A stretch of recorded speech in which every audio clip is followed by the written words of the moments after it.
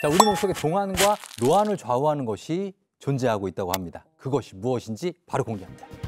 동안, 노안 좌우한다. 몸속 콜라겐. 여자들은 다 알죠. 콜라겐, 먹는 콜라겐, 바르는 콜라겐, 뭐 여러 종류가 있는데 아무리 콜라겐이 중요해도 노안과 동안을 좌지우지할 정도의 그런 존재인가요? 네, 콜라겐 뜻을 보면 좀 알 수 있는데 접착제를 뜻하는 콜라하고 뭘 만들고 생산하다는 뜻이 이제 겐이에요. 그래서 접착하다 이런 거니까 콜라겐이 그물망 구조로 세포하고 조직 같은 것들을 잘 결합시켜서 피부의 뼈대 역할 같은 것들을 할 수 있거든요.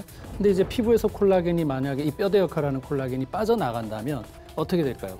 그물망 구조에 빈틈이 생기고 중력을 견뎌주던 또 힘도 약해지면서 피부는 축축 처지게 되고 탄력이 떨어지면서 또 주름이 생기게 되는데 그러면서 더 노안이 되는 겁니다.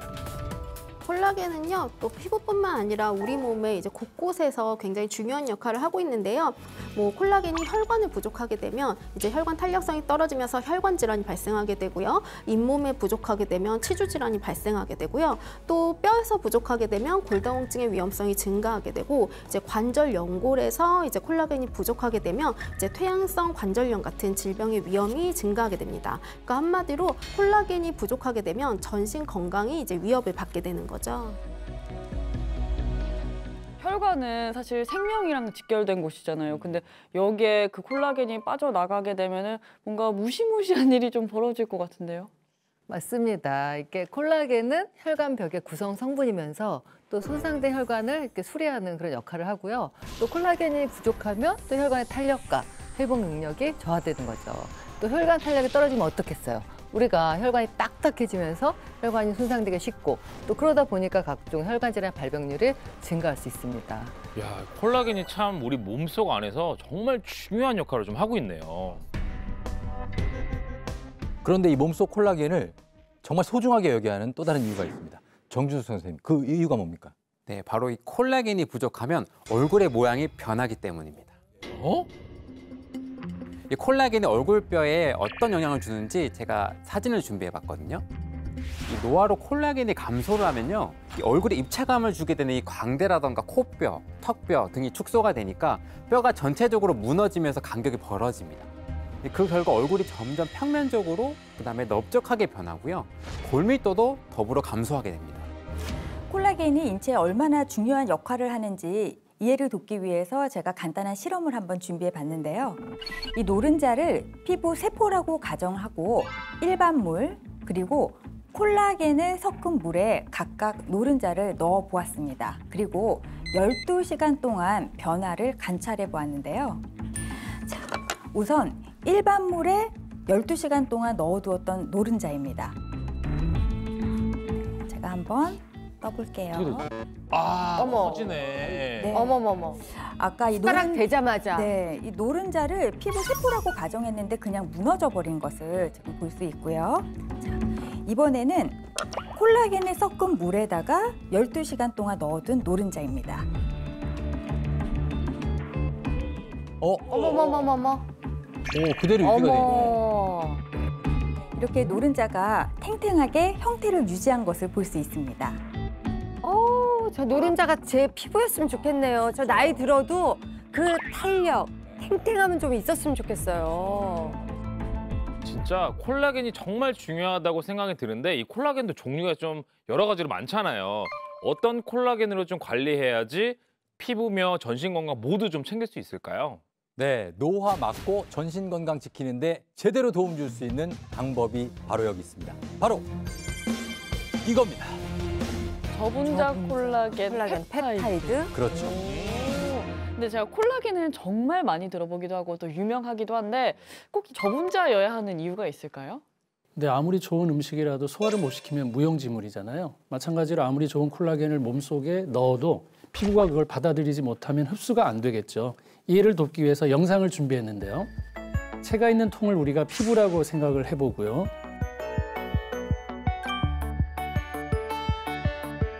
고분자, 즉 큰 입자의 콜라겐은 아무리 좋아도 우리 몸에 흡수가 되지 못하겠죠.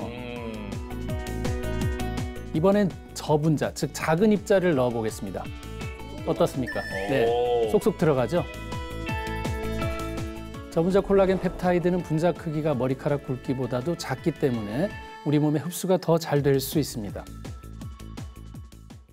네, 실제로 이제 저분자 콜라겐 펩타이드를 섭취한 뒤에는요, 이제 24시간 이내에 뭐 피부뿐만 아니라요, 뭐 뼈, 연골, 이제 각종 장기에서 이 콜라겐의 흡수가 확인되었다는 연구 결과가 있습니다. 근데 저는 이 콜라겐 하면은요, 사실 우리 일상생활에서 가장 많이 듣는 게 족발, 아하. 껍데기, 그렇지. 네, 삼겹살. 닭발, 네, 삼겹살, 돼지 껍데기. 네, 껍데기 이런 거 여기서 또 콜라겐을 얻을 수 있지 않을까요? 이 많은 분들이 뭐 닭발이나 족발 그리고 돼지 껍질 등을 드시고 나는 오늘 콜라겐을 섭취했다 이렇게 생각을 하시는데요. 사실 이런 동물성 음식에 함유된 콜라겐은 분자량이 아주 큽니다. 그래서 우리가 먹는다 하더라도 체내에서 콜라겐이 흡수되거나 이 만들어지는 게 어렵습니다. 그래서 콜라겐을 이제 드실 때는요, 저분자인지 확인하시는 게 중요하고요. 또 한 가지 더불어서 체크하셔야 할 사항이 있는데요. 바로 어류로 만든 콜라겐인지를 확인하셔야 됩니다. 어류 콜라겐이면 이 물고기 같은 그 어류로 만든 콜라겐이 더 흡수가 잘 된다는 그런 말씀인가요? 네, 맞습니다. 이 동물성 콜라겐보다 어류에서 추출한 콜라겐이 더 저분자이기 때문에 흡수가 잘 될 수 있습니다. 그렇다면 제가 저분자 콜라겐을 선택하고 싶은데 어느 정도로 흡수가 더 잘 되는 거예요? 인체에 어떻게 흡수가 잘 되는지 제가 실험 영상을 하나 준비했거든요. 같이 보실게요. 두 가지 가루가 있습니다. 하나는 고분자 콜라겐이고요. 다른 하나는 저분자 콜라겐인데요. 물이 담긴 이 비커를 인체로 가정해 보겠습니다. 그리고 분자 크기가 큰 고분자 콜라겐을 먼저 넣어 보겠습니다. 어때? 잘 녹지 않고 그냥 다 뭉쳐 있죠. 제대로 흡수가 안 되는 건데 이번에는 한번 저분자 콜라겐을 넣어 보겠습니다. 오, 확실히 다르네. 물에 그냥 사르르 잘 녹아서 몸에 흡수가 잘 되는 모습을 관찰할 수 있습니다. 야, 이거 너무 신기한데요. 어쨌든 이 저분자 콜라겐은 물에 순식간에 이렇게 녹아들잖아요. 근데 한편으로는 이 우리 몸이라고 생각하면 이 콜라겐이 필요한 곳에 쏙쏙 아마 흡수가 될 것 같은 느낌이에요. 자, 저분자의 어류 콜라겐, 우리 몸에 흡수가 잘 된다고 하셨는데 여기서 끝이 아닙니다. 가장 중요한 한 가지가 남아 있습니다. 어떤 건지 보여주세요. 콜라겐 흡수력 높이는 비밀. 피부와 동일한 GPH 구조. GPH 아세요? 아니요, 전 GPS밖에 몰라요. 네, GPH는 또 처음 들어봐요. 일단 이제 GPH를 설명하려면 먼저 이제 콜라겐의 종류를 알아야 되는데요. 콜라겐은 총 29가지 종류가 있습니다. 그렇게 많아. 29개의 이 콜라겐 중에 우리가 인간의 가장 풍부한 콜라겐은 콜라겐 타입 1이고요. 이 콜라겐 타입 1이 뼈, 각막, 힘줄, 진피에 풍부한 그런 콜라겐의 종류인데 그중에서 또 이 피부의 콜라겐은 콜라겐 타입 1이 80에서 85%를 차지하고 있습니다. 네, 굉장히 많이 차지하고 있죠. 그래서 이렇게 많은 비중을 차지하는 콜라겐 타입 1 안에서도 우리가 가장 많이 발견되는 게 바로 GPH라는 아미노산 구조예요. 결국 GPH가 피부 콜라겐의 많은 부분을 차지하고 있다고 설명할 수 있는 거죠. 네, GPH라고 이제 영어 단어가 나오니까 너무 생소하고 좀 낯설게 여겨지실 텐데요. 사실은 우리가 익숙하게 들어본 단어들의 앞글자를 딴 조합입니다. 제가 잠시 설명을 좀 해드리자면요. 자, 글리신, 프롤린, 하이드록시 프롤린 이렇게 세 가지 단어가 보이시죠? 자, 이 세 가지 아미노산이 하나로 합쳐진 형태를 GPH라고 부르는 겁니다. 이 세 가지가 모두 피부에 도움을 주는 성분들인데요. 자, 우선 G에 해당하는 글리신은 손상된 피부 조직을 회복하는 데 도움이 됩니다. 그리고 P에 해당하는 프롤린은 피부 탄력과 수분 유지에 도움이 되고요. 또 H에 해당하는 하이드록시 프롤린은 보습에 도움을 주고 활성산소로부터 피부를 보호하는 역할을 합니다. 따라서 손상 회복, 탄력과 수분, 보습을 도와주는 이 세 가지 아미노산이 결합한 것이 바로 GPH인 거죠. 피부 손상, 탄력, 수분 이게 다 제가 필요한 건데 요 세 가지를 결합한 게 GPH네요. 아주 중요한 성분인데 이게 어떻게 피부에 도움을 준다는 거예요? 이 GPH는 실제로 피부와 동일한 구조를 가지고 있는데요. 실제로 한 논문에 의하면 이 GPH가 피부와 동일한 구조라고 설명을 하고 있습니다.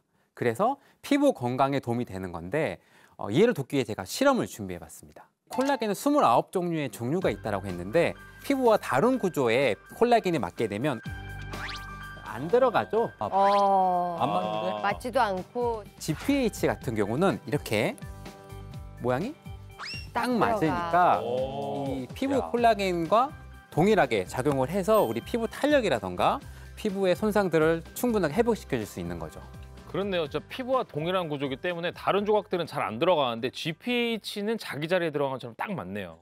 네, 실제로 연구한 결과도 있는데요. 이 글리신, 프롤린, 하이드록시프롤린 이 세 가지 아미노산이 결합한 GPH와 이중 글리신이 빠진 pH를 가지고 실험을 했어요.